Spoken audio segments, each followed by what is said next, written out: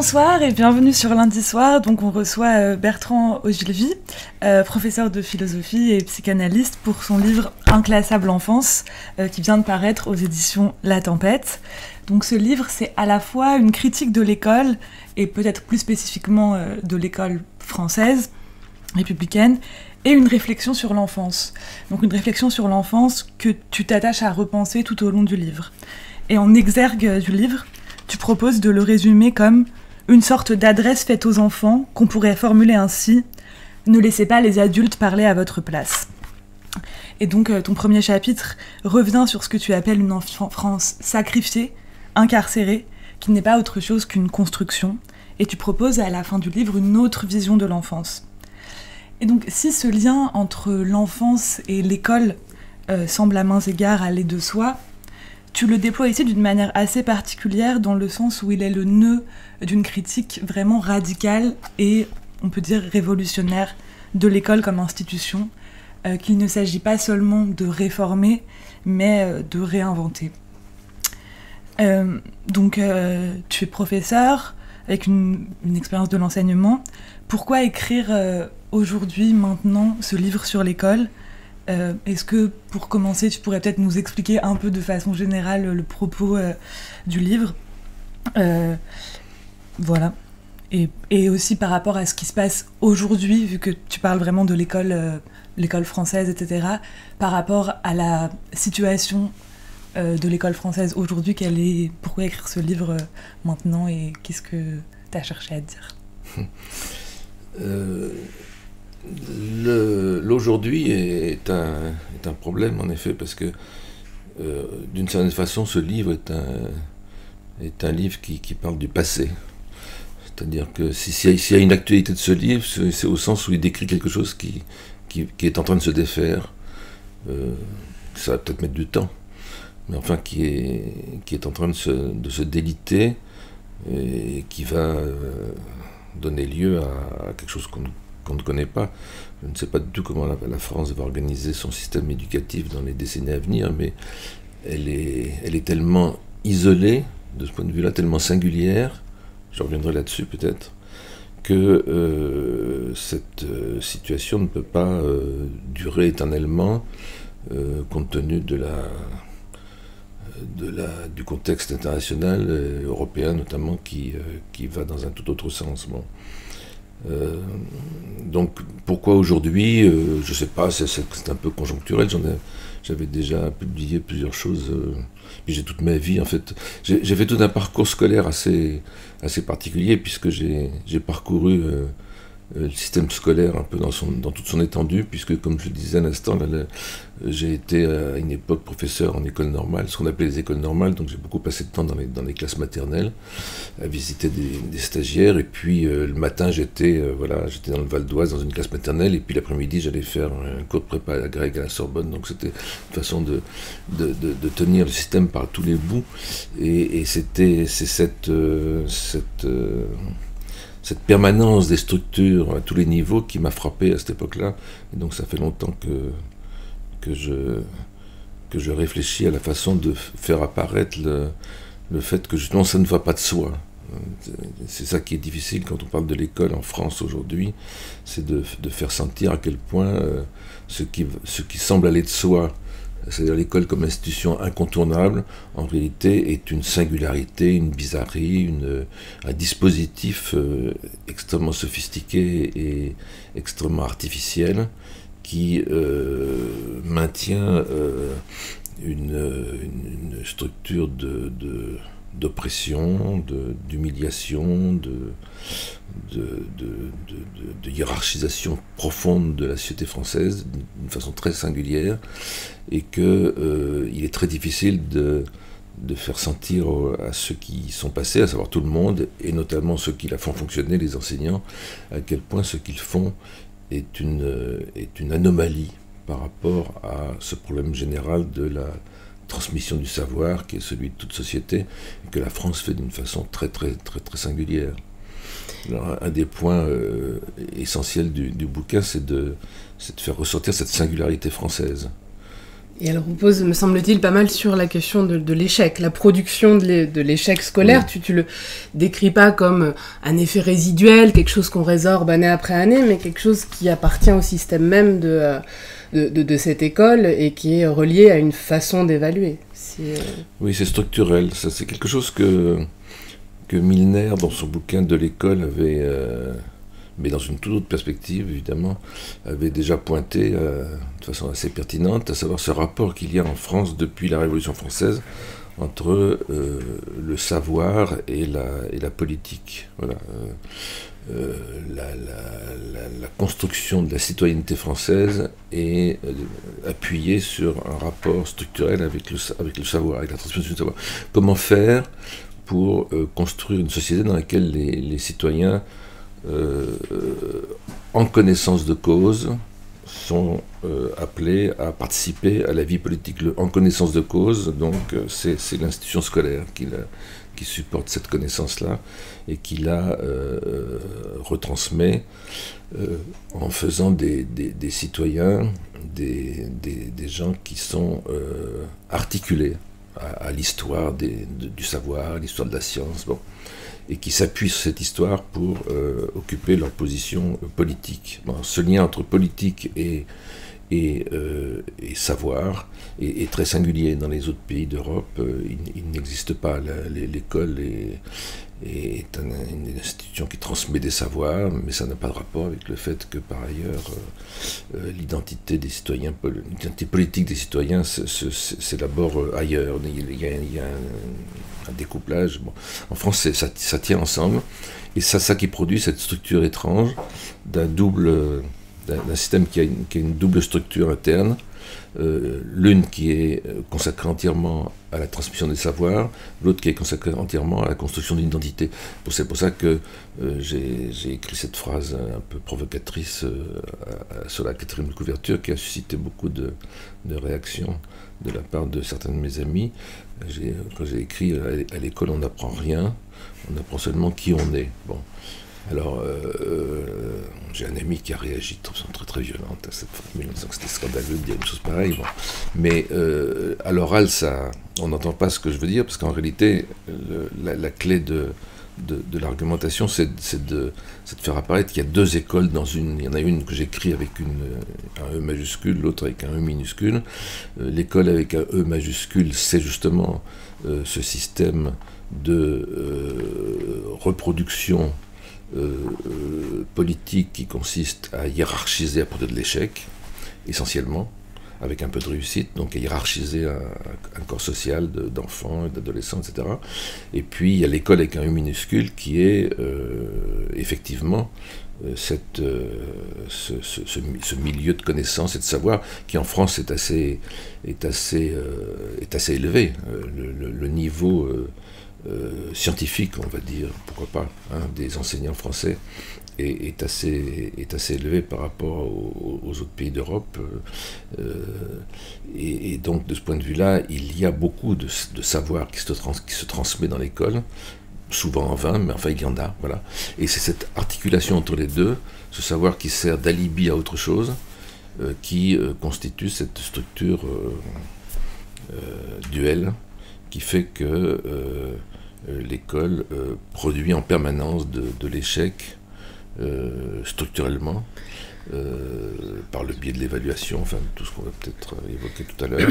Juste pour préciser, oui. Le qui on est dont tu parles, c'est moins justement c'est pas un qui on est individuel, identitaire, si je le comprends bien, c'est quelle est sa place. Enfin, ou cette école qui apprend qui on est, c'est une forme de hiérarchisation et de... Qui on est, ce qu'on vaut. Ce qu'on vaut et qui on est, voilà. C'est pas un déploiement d'une individualité, justement, c'est à l'envers de ça. C'est une assignation de place. C'est une assignation de place. Oui, bien sûr. Oui, c'est ce que tu dis par rapport à la question de l'évaluation, que le problème, c'est qu'on évalue in fine toujours des personnes, voilà. Et qu'il y a une identification des élèves, des étudiants à l'évaluation, à la note. Mais par rapport à cette question de l'évaluation, moi, ce que j'ai trouvé assez...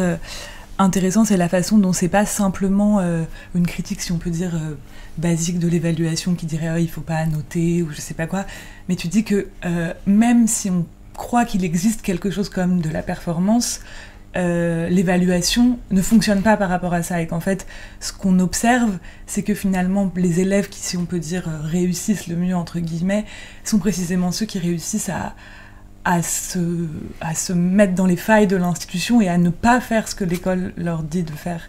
Et donc, est-ce que tu pourrais développer un peu cette idée de l'évaluation comme ce qui serait nocive au travail, si tant est qu'on considère qu'il faudrait travailler plus? Oui, ça suppose vraiment une espèce de révolution culturelle et psychique tellement profonde que dans la pratique, on voit que ça ne passe pas auprès des enseignants. Effectivement, on évalue en permanence à l'école des personnes, voilà, à travers les travaux qu'ils font, et pas des choses. Et la seule façon de casser ce système qui est la clé de la production de l'échec et de la hiérarchisation, la seule façon de le casser, c'est de découpler les choses, c'est de se dire on est là pour évaluer des choses et pas des personnes. Bon, et ça change tout évidemment, ça veut dire que si on évalue des choses, d'une part on cesse de déployer cette espèce d'indiscrétion incroyable qui consiste à se demander comment est-ce que les enfants apprennent, à quel rythme, de quelle manière, selon quelle procédure. Bon, on s'en fiche, ça ne nous intéresse pas. Ce qui importe, à strictement parler, c'est de savoir comment est-ce qu'un ensemble de maîtrise, de connaissances va finalement avoir lieu à un moment ou à un autre, à un rythme ou à un autre. Bon, évaluer des choses, ça veut dire s'intéresser aux travaux qui sont produits par des enfants ou par des adolescents, et ceci sans en faire le reflet d'une nature, d'une essence, d'une personnalité, de quoi que ce soit, qui ne devrait pas nous intéresser. Bon, alors, du coup, ça aboutit à des pratiques qui ont toujours, enfin que j'ai toujours moi développées, qui ont toujours scandalisé plus ou moins les collègues, qui consistent justement à noter. Bon, il y a ce principe qui est bien connu, que par exemple quelqu'un comme Stella Baruch en mathématiques répète à satiété, à savoir qu'il est absurde d'évaluer en cours d'apprentissage. On évalue à la fin, on évalue quand c'est évaluable, on évalue quand une connaissance est maîtrisée. Bon, on n'évalue pas en cours de...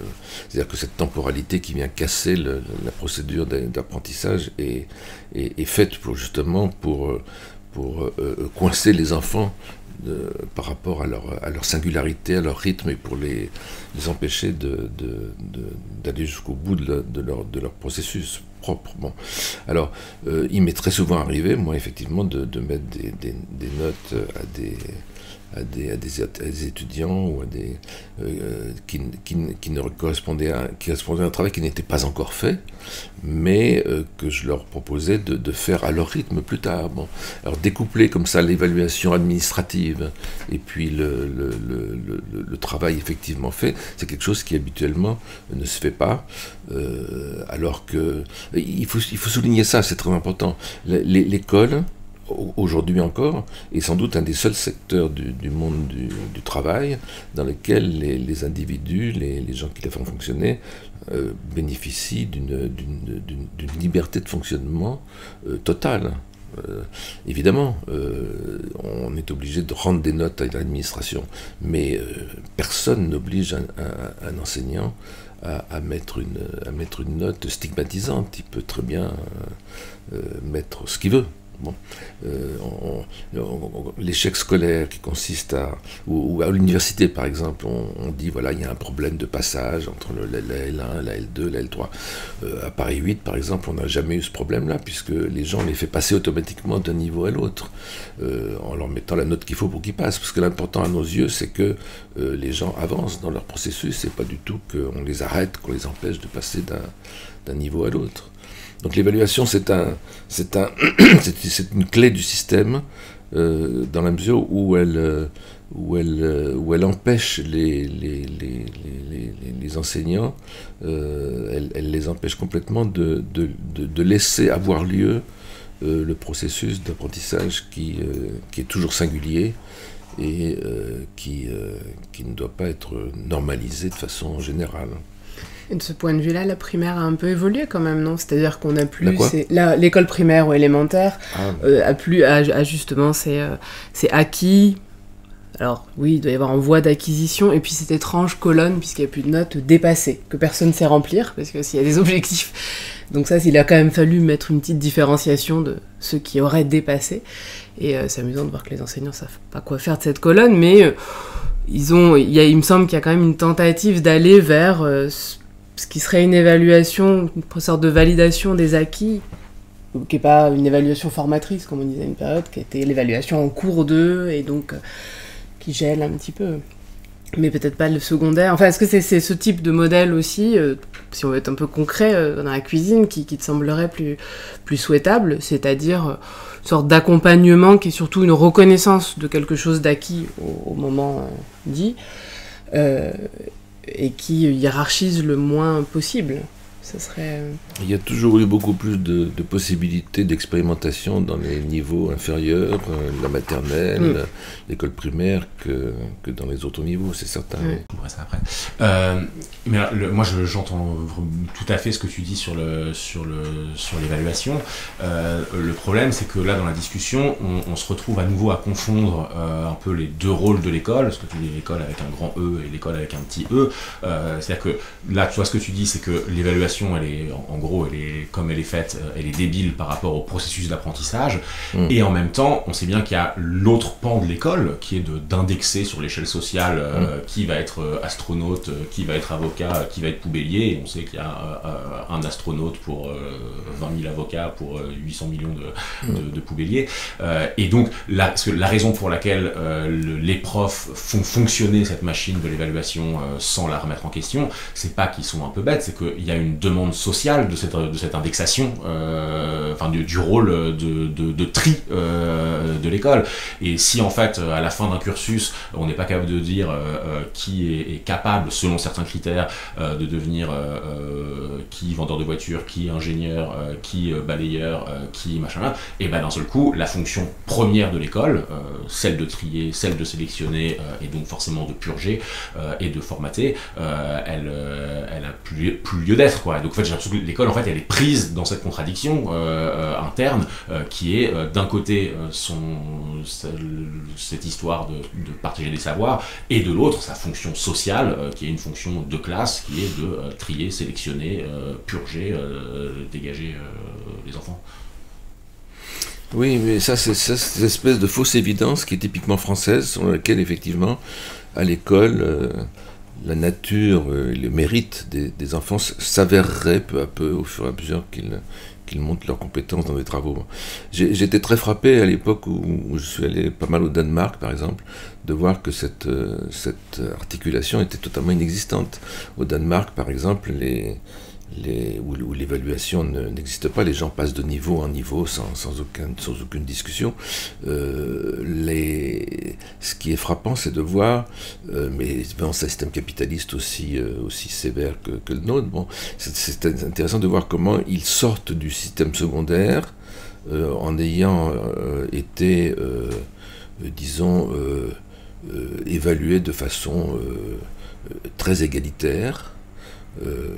C'est-à-dire qu'on rattache pas leurs résultats scolaires à leur nature, donc à leur mérite, donc à leur futur place sociale dans la hiérarchie, et puis brusquement ils arrivent au niveau de l'université, et là, eh bien, le coût des études supérieures, et puis la possibilité que les familles ont de interviennent brutalement, et ceux qui ont eu de très bons résultats pendant tout leur parcours secondaire, ils se retrouvent effectivement balayeurs ou garagistes, ou au contraire, ils deviennent chefs d'entreprise. Bon, voilà, et le rapport est complètement déconnecté. C'est-à-dire que quelqu'un qui n'a pas été bon à l'école peut très bien devenir chef d'entreprise parce que ses parents lui permettent, ou quelqu'un qui a été très bon peut très bien devenir simplement pasteur ou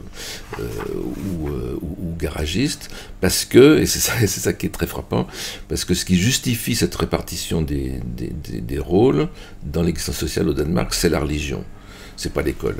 Voilà, c'est parce qu'ils savent, enfin, j'ai beaucoup discuté avec des enseignants ou des étudiants danois, ils savent pour des raisons religieuses qu'une société est hiérarchisée, que tout le monde ne mérite pas de faire la même chose, pas pour des raisons scolaires, c'est pas à l'école qu'ils l'apprennent, c'est avec le pasteur au cours des années où ils fréquentent les activités religieuses qui entourent l'école. En France, ça n'existe pas du tout depuis que la religion a été évacuée de sa position de monopole idéologique au cours du XIXe siècle. Elle a perdu cette fonction-là. C'est l'école qui l'a au contraire assumée.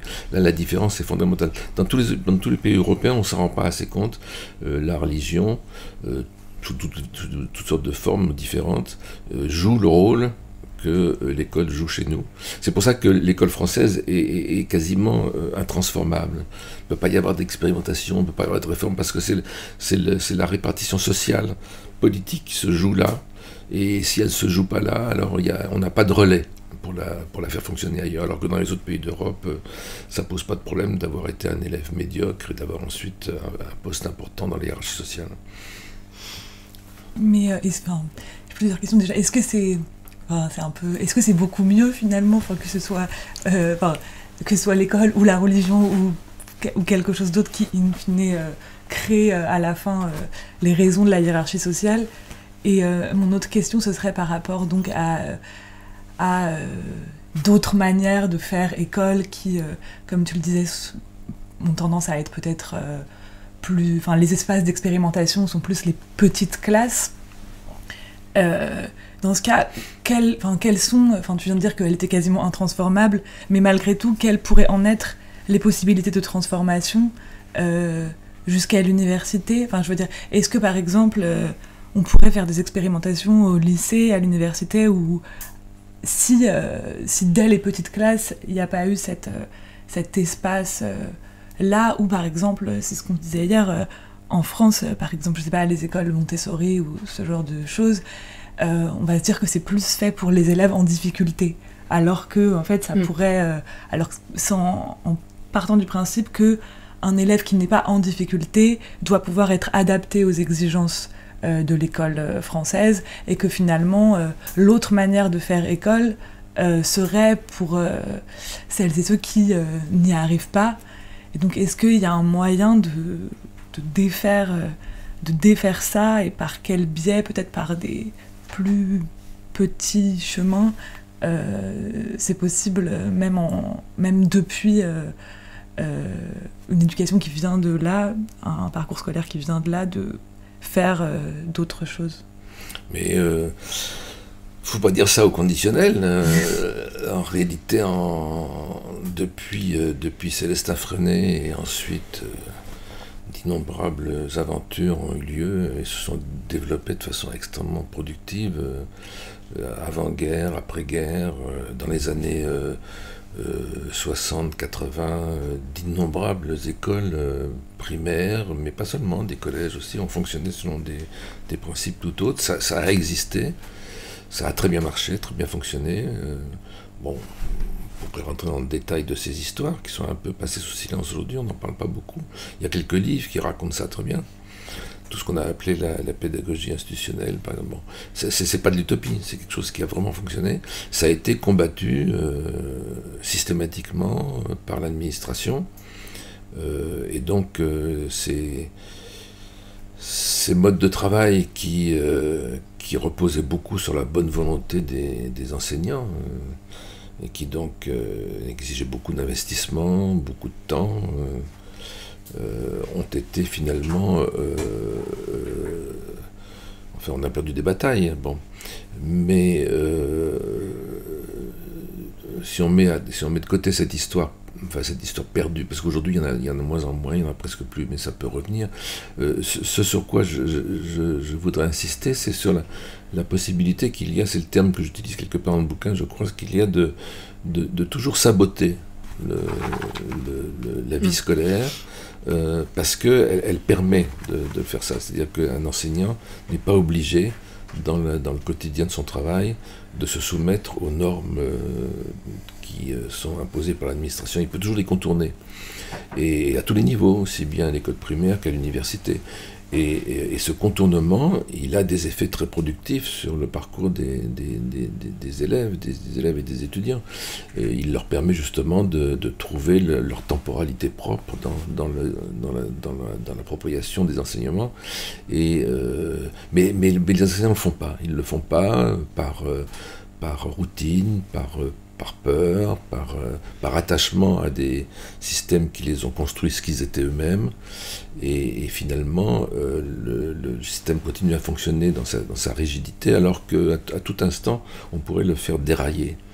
Et c'est vrai qu'il y a un carcan, en fait, qui n'est pas absolument contraignant, c'est certain, mais qui est de plus en plus fort de ce côté-là, du côté des gares de triage constantes, quoi. C'est-à-dire que Parcoursup, et puis, je sais plus, la fenêtre, je ne sais quoi, à chaque endroit, il faut rendre des comptes, et puis le choc des savoirs et ces nouveaux tris en animaux, je ne sais plus quelle était la proposition d'Attal au moment où il avait décrit comment il fallait retrier à l'intérieur du collège les élèves selon leur niveau à l'instant T, puisque tu parles beaucoup justement effectivement de cette question de cette logique comptable au triage, et qui s'oppose complètement à alors là vraiment une façon d'envisager les choses tout autre, qui est qu'il y a des rythmes personnels, tu l'as évoqué plusieurs fois, des rythmes d'évaluation qui devraient, justement ne pas être des rythmes d'ailleurs qui seraient à la fin quand c'est acquis, mais comment dire, il faut quand même pouvoir créer un lieu où il n'y a pas ces barrières constantes, le trimestre, l'année,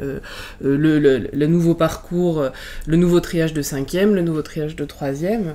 Et c'est vrai que tout ça en plus étant dissimulé derrière une grosse machine qui nous montre que les classes d'âge sont de plus en plus nombreuses à accéder au baccalauréat, et donc a priori à avoir réussi la mission égalitaire, parce qu'il y a cette contradiction aussi qui est étonnante, c'est-à-dire voilà, le bac semblerait montrer que finalement de plus en plus de personnes accèdent de façon, je sais pas, égalitaire à un certain savoir en tout cas, et donc on imagine, puisqu'il y a ce couplage pernicieux, à une égalité de chance, alors qu'en réalité le vécu subjectif, et je crois que tu rattaches bien l'échec à ça, et pas du tout celui-là. Il est d'être que le bac ne vaut rien, finalement, qu'on n'a pas acquis ce que prétendument...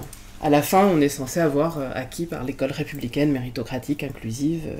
Il y a un découplage du vécu subjectif qui est quand même bien lié, je pense, à toutes ces procédures de triage perpétuel et de comptabilité constante, hyper des cases et tout. Et quand même du récit qui se fait autour, qui semble dire que ça va. Enfin, à part quand il y a le classement PISA qui nous dit qu'on est mal noté quand même. Mais peut-être c'est sur cette question du vécu subjectif de l'échec, comment on crée ce sentiment d'humiliation, c'est un terme que tu as employé au début, et de pas approprier grand chose, et de pas avoir acquis une valeur qui me semble particulièrement forte dans l'école française. Et quand on voit des étudiants qui ont suivi une scolarité en tant qu'élèves ailleurs, on le mesure aussi, je trouve. Ils sont plus, une sorte d'épanouissement qu'on n'a pas. Oui, c'est vrai, le plus grand gâchis de l'école en France, c'est le fait que la totalité des savoirs, des connaissances sont instrumentalisées systématiquement pour produire du jugement. Du jugement. Voilà. Du jugement, du classement. Voilà. Et ça a comme effet que ces connaissances en question, les élèves les oublient. Ils les oublient d'une part parce qu'ils les apprennent mal. Ils n'ont pas le temps de les apprendre, ils les apprennent dans une perspective quantitative et pas qualitative, et puis ils les oublient aussi parce que ça a été pour eux l'occasion justement d'une dévalorisation. Donc il y a deux raisons pour lesquelles il y a cette espèce de gâchis incroyable, sur lequel il y a une masse de connaissances considérable qui ne sert qu'à autre chose qu'à elle-même, et qui au fin de compte aboutit à un oubli total, enfin pas total, mais un oubli massif à l'issue de ce parcours. Il y a cette anecdote que je raconte dans le bouquin de ces deux élèves de terminale qui sortent du lycée Buffon, et un petit dialogue très court, il y en a un qui dit et la physique, et l'autre répond 9. Bon, je trouve ça magnifique, cette espèce de dialogue, parce que ça veut dire que la physique, c'est extraordinaire, la physique est tellement de choses. Et là, c'est juste un 9, c'est juste une note qui a été là. Tout l'enseignement est ramené à cette occasion de... Bon, ça, c'est la plaie fondamentale de l'école française. j'ai envie de poser une question qui rebondit sur le fait qu'on est en train de parler d'humiliation à l'école et le fait qu'on a fait une série sur l'extrême droite et lors de cette série sur l'extrême droite, à certains moments, on pouvait voir que l'école avait un rôle déterminant à jouer sur les tendances politiques des individus. Ça venait d'une anecdote d'une personne d'extrême droite qui m'avait dit que ce qui comptait si elle voulait voter Zemmour, c'était parce qu'il attaquait l'école. Il attaquait sévèrement l'école, qui était insuffisante, etc. Et donc peut-être il y a une espèce de sentiment d'humiliation à ce moment-là qui a introduit des choses. Quand on enseigne, on voit qu'au bout d'un moment, on a l'impression que certains élèves demandent qu'on leur dicte. Ils demandent qu'on leur donne des ordres et qu'on leur dicte certaines choses. Bref, à ton avis, quel lien il peut y avoir entre ces espèces de relations de dépendance quasi féodale qu'il y a entre le professeur et ses élèves, avec tous les jeux que ça implique, d'aller voir un autre prof, aller voir l'administration, et la forme politique plus générale de la société 10, 20, 30 ans plus tard. Est-ce que tu vois des rapports, des liens, des articulations, et que peux-tu en dire dessus? Merci. Oui, ça repose effectivement sur le fait que l'école fonctionne sur le modèle de la messe, en fait. Ça, c'est un problème vraiment fondamental. Ça, c'est ce qu'il faut casser absolument. Ce lieu où, pendant des heures et des années, des gens viennent s'asseoir côte à côte, écouter un type qui parle, ou une fille qui parle pendant des heures. Bon, d'une certaine façon, c'est absurde. Et ça perdure jusqu'à l'université. Ça repose sur une espèce de fausse évidence très curieuse sur laquelle, si le savoir ne passe pas par la parole d'un maître, alors il n'a pas d'existence effective. Bon. J'ai toujours été frappé à l'université par ces heures qu'on passait à prendre en note frénétiquement des cours qui étaient pas dictés mais quasiment, alors qu'on aurait pu avoir les textes et puis ensuite en discuter. Bon, alors penser l'école comme un lieu qui n'est pas un lieu de réception d'une parole magistrale, mais comme un espèce d'atelier où on vient travailler à partir de documents, de livres, de textes qui circulent, les professeurs n'étant pas des gens qui sont le passage obligé de cette parole, mais étant des personnages un peu cachés dans les coins qu'on irait chercher pour avoir des renseignements, si on en a besoin. Voilà, bon. Il faudrait renverser complètement ce système et faire de l'école un lieu qui n'est pas le lieu de délivrance d'une parole centrale, mais un lieu où on vient travailler, une espèce d'atelier collectif dans lequel les professeurs sont des instruments. Au fond ce qu'il faut faire, mais c'est très difficile, parce que ça casse des habitudes psychiques très profondes. Ce qu'il faut faire, c'est apprendre aux enfants, aux élèves, à utiliser les professeurs. Et il faut disons qu'ils acceptent d'être utilisés. Bon. Mais c'est dans ce sens-là que les choses pourraient se renverser. Faire des professeurs des moyens. Voilà. On veut planter un clou, on va chercher un marteau. On veut résoudre un problème de mathématiques, on va chez le prof de maths et on lui dit explique-moi pourquoi j'y arrive pas. Voilà. Et puis quand il l'a fini, il rentre dans son coin. Et il me semble que tu dialogues, enfin tu mentionnes pas, ou j'ai peut-être manqué, le maître ignorant de Rancière comme une figure, justement cette figure de Jacques Otto, donc de ce pédagogue qui renvoie à une sorte d'auto-apprentissage et qui permet surtout, qui serait un vrai vecteur d'émancipation parce qu'on se rend compte qu'on s'apprend à soi-même et qui fait de l'enseignant, comme tu dis, un moyen qu'on va chercher quand on en a besoin, mais qui n'est pas posture de maître. Et c'est une figure qui te semble consonner avec ce que tu dis, ce maître ignorant. Oui, tout à fait, j'en parle pas parce qu'on en parle tout le temps. Oui, c'est ça, oui. Mais ça... de rajouter, mais oui, bien sûr. J'en parle pas aussi parce que j'aime bien le travail de Rancière, ça fait aucun doute, mais il appartient à cette génération de gens qui ont d'une certaine façon beaucoup dit ce qu'ils ne faisaient pas, qui ont fait ce qu'ils ne disaient pas. Enfin bon, il y a une configuration française très très particulière des années 60 où il y a eu des des maîtres qui ont été considérés comme des espèces de Christ dont il fallait toucher la robe pour... c'était le cas de Lacan, c'était le cas d'Althusser, c'était le cas de... Aucun n'a échappé à cette configuration-là, qui n'a pas aidé du tout à ce que l'école se transforme. Rancière, c'est quelqu'un qui, par exemple, n'a jamais noué de relation organique avec tout le courant de la pédagogie institutionnelle, qui était d'une certaine façon le versant pratique de ce qu'il disait. Et cette disjonction entre ce qu'il raconte, qui est parfaitement pertinent, et puis ce qui se faisait, cette notion de rapport est un peu... est caractéristique de la situation française. Voilà. On peut développer une critique de l'école, mais quand il s'agit de la mettre en pratique, là, on se heurte à des obstacles insurmontables.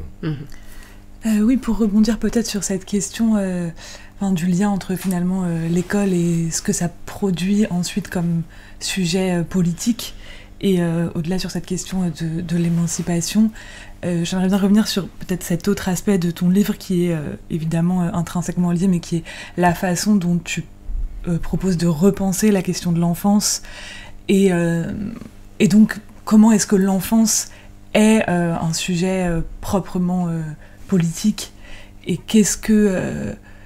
évidemment qu'on lit immédiatement l'école à l'enfance, mais en même temps, ça peut paraître un petit peu parfois séparé. Du coup, comment est-ce que... pourquoi est-ce que c'est essentiel de repenser l'enfance pour repenser l'école ? Parce qu'on a une très bizarre conception de l'enfance comme une espèce de cire vierge, de table rase, de vide qu'il faut remplir. Au fond, ce que les enfants apprennent quand ils rentrent à l'école, c'est qu'ils ne savent pas, ils ne savent rien. Bon, ce qui est complètement faux. Ils savent des tas de choses. Alors je m'appuie un petit peu sur les anthropologues, sur des travaux de Lévi-Strauss, sur des tas de choses qui sont évoquées, ou sur des récits aussi d'enfance d'écrivains, pour faire sentir à quel point l'enfance est au contraire une espèce de trop-plein, de multiplicité de capacités, d'ouverture, de ce que j'appelle des virtualités faibles, c'est-à-dire des capacités à penser, à imaginer, à créer, qui ne font pas système, qui sont présentes dans une espèce de chaos extrêmement riche, et que l'école vient restreindre, réfréner, amputer. Bon. Si on conçoit l'enfance comme un lieu de redistribution, comme un lieu d'ouverture et d'aventure aussi, alors on est obligé de cesser de penser l'apprentissage des connaissances comme une positivité qui vient de s'opposer à la négativité de l'enfance. Bon. L'enfance est en réalité un horizon très intéressant, dans la mesure où il fait retour sans cesse. C'est se donner les moyens de penser que les connaissances pourraient toujours être autres que ce qu'elles sont, qu'elles pourraient s'engager dans des voies autres que celles qui sont imposées, qu'elles pourraient se déployer dans des dimensions de créativité qui ne sont pas celles de la soumission à des normes. Bon. Et ce retour à cette origine indéterminée, à cette origine ouverte, est quelque chose qui est absolument indispensable, mais que l'école dénie totalement, faisant de l'enfance une espèce de négativité. Oui. Je vais juste rebondir sur ça aussi encore une fois.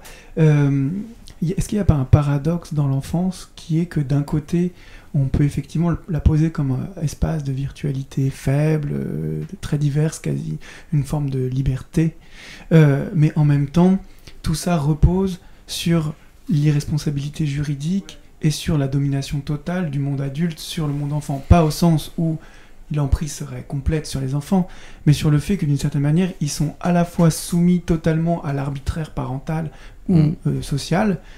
Ils ont presque aucune force de réforme, de transformation, de révolution, et en même temps, c'est dans cette situation-là qu'ils échappent à quelque chose et qui sont totalement libres d'une certaine manière. L'enfance me paraît à la fois extrêmement dangereux et extrêmement ouverte. Et comment articuler les deux? Est-ce que c'est pas justement parce qu'ils sont totalement dominés mais en même temps considérés comme irresponsables qu'ils peuvent explorer plus qu'un adulte qui commence à recevoir des responsabilités, une fonction sociale, une place, et puis voilà, qui est réduite à un moment donné du temps et de l'espace. L'enfance, je le dis à un moment dans le livre, l'enfance n'est pas un... Enfin, il faut cesser de considérer l'enfance comme un moment de la vie. L'enfance, c'est une dimension de l'existence qui est toujours là. Et ce qui manque aux adultes, c'est de se souvenir justement de leur enfance et de la laisser régulièrement réémerger comme l'eau qui monterait entre les pavés et produire des effets de bifurcation qui sont impossibles si on considère que l'enfance est un moment dépassé, qu'il faut...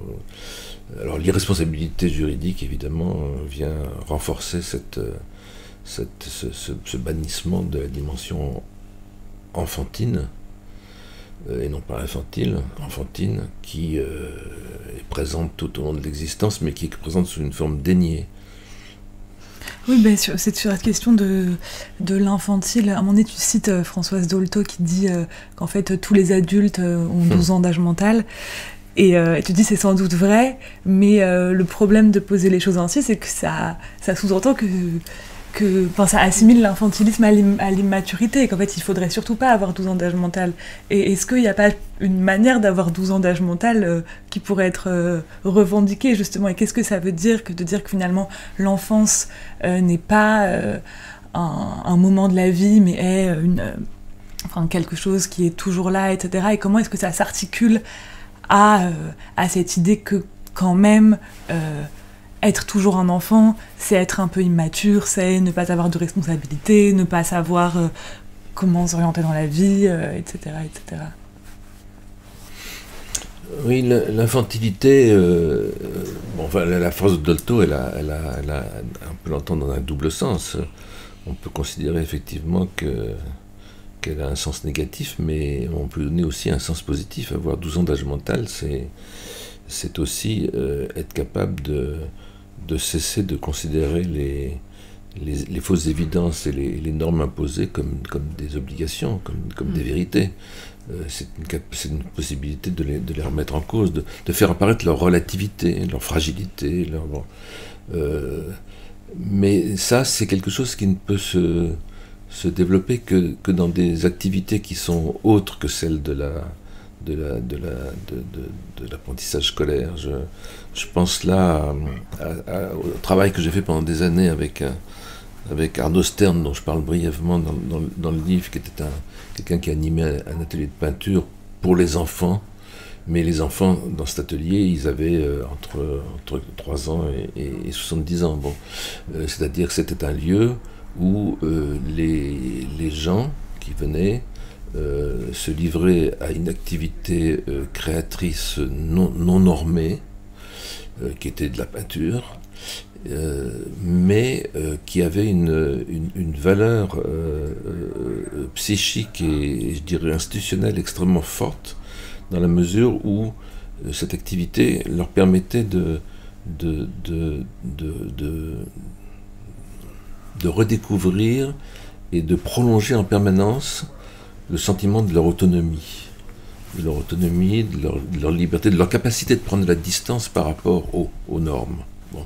Et cette capacité de prendre en permanence une distance par rapport à ces normes, ça avait des rejaillissements très très importants sur leur vie sociale et sur leur vie scolaire. Ces enfants-là, je me rappelle, ce qui était passionnant, c'était de les voir acquérir peu à peu au cours des années où ils fréquentaient cet atelier une espèce d'indifférence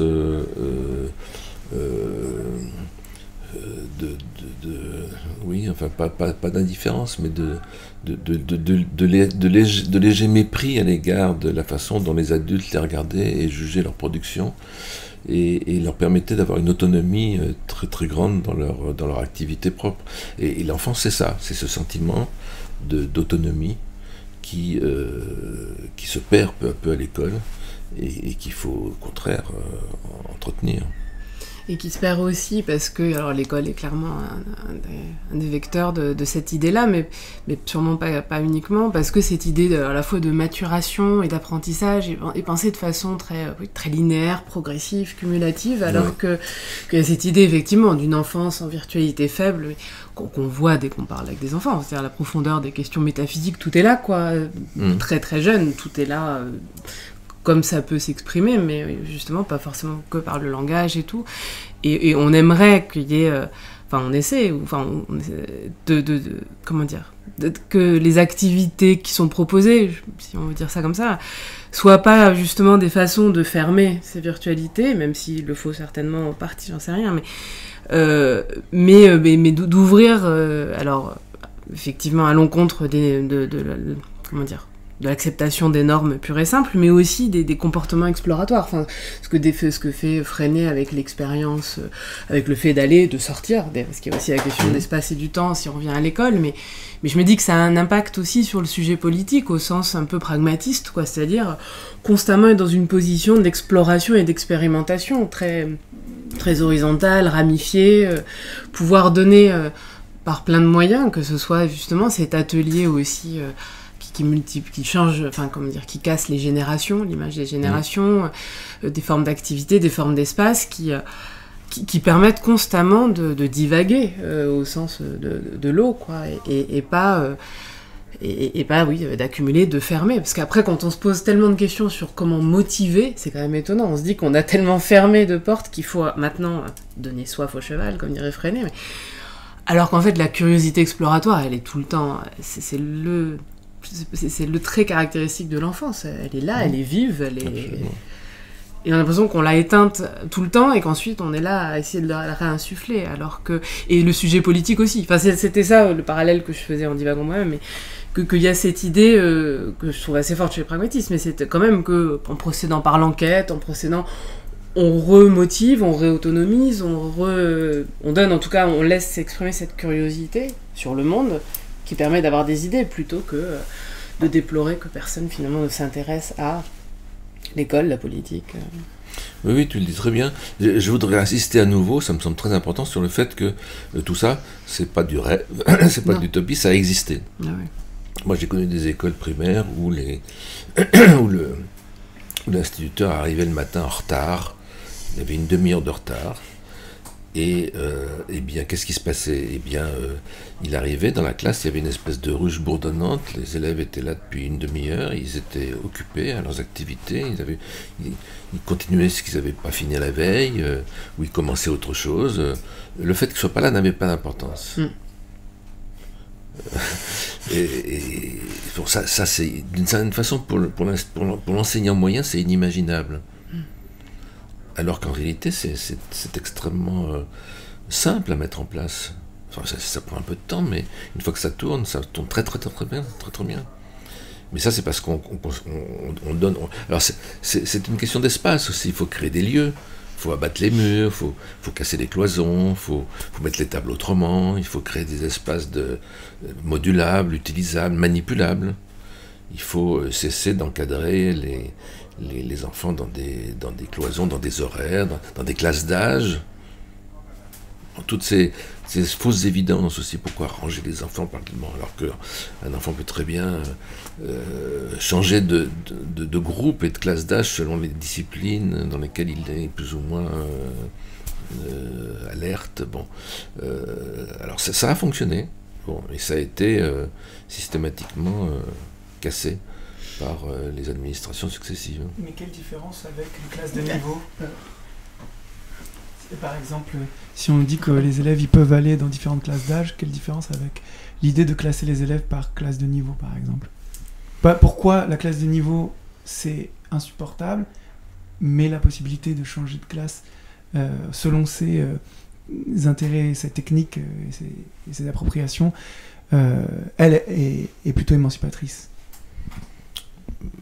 Parce que quand on parle de classe de niveau, ça veut dire qu'on est en train de renormativiser ce qui... c'est une espèce de perversion dans le fait qu'on on prend une idée qui est intéressante et puis on l'enferme dans une norme, on la réorganise au lieu de la laisser se déployer de façon improvisée et spontanée et variable selon les circonstances et selon les individus.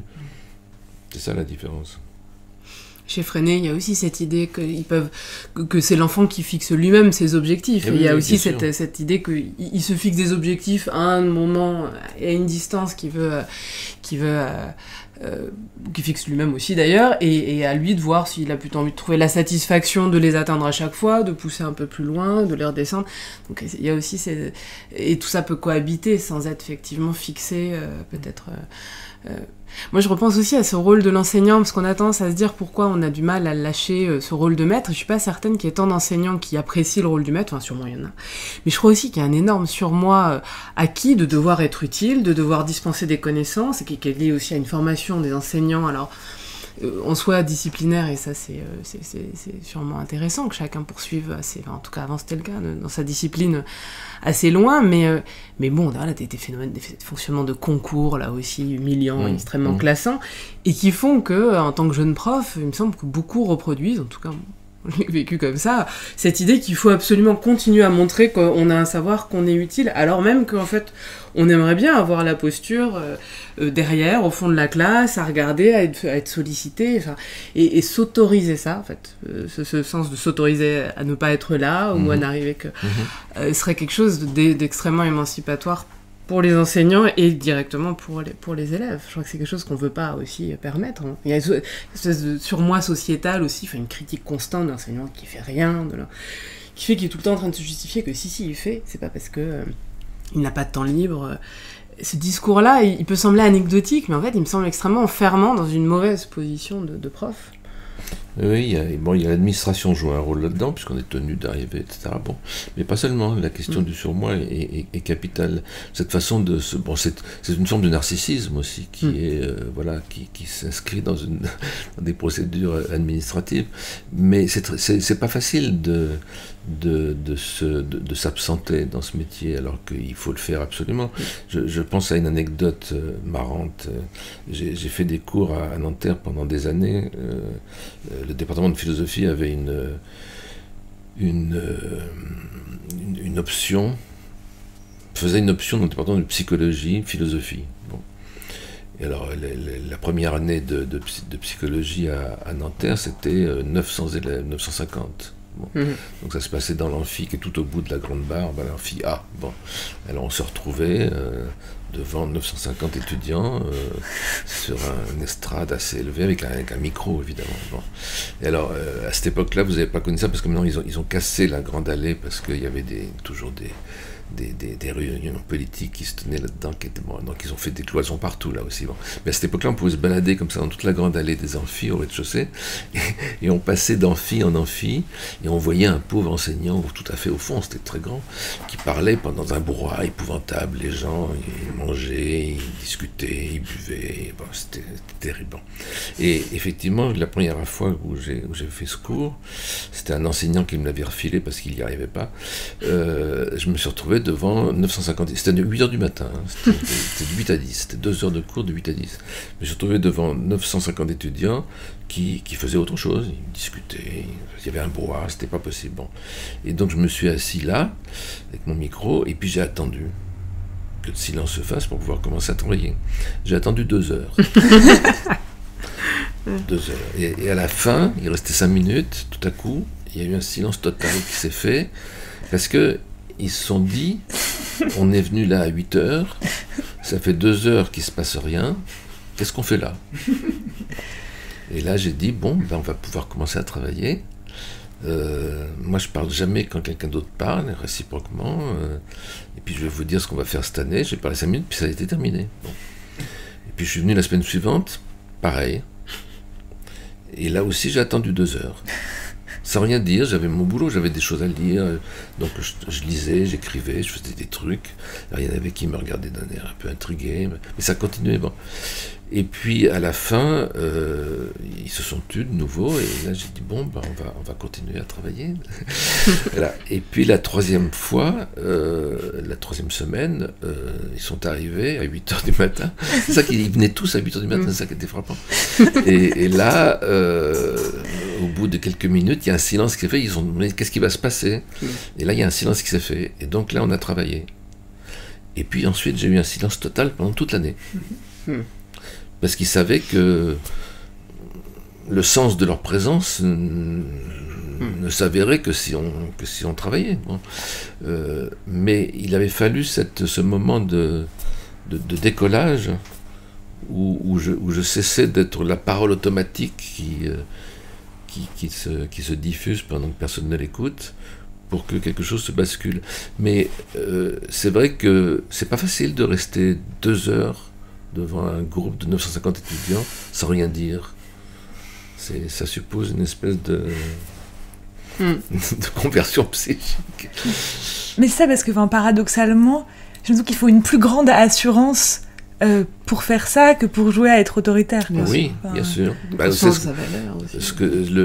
formule, c'est une espèce de joke, mais la phrase que les enseignants prononcent le plus au cours de leur carrière, notamment dans les collèges et lycées, c'est « taisez-vous ». C'est bon. Ce qui est quand même un paradoxe extraordinaire. Et ça, je me suis toujours refusé.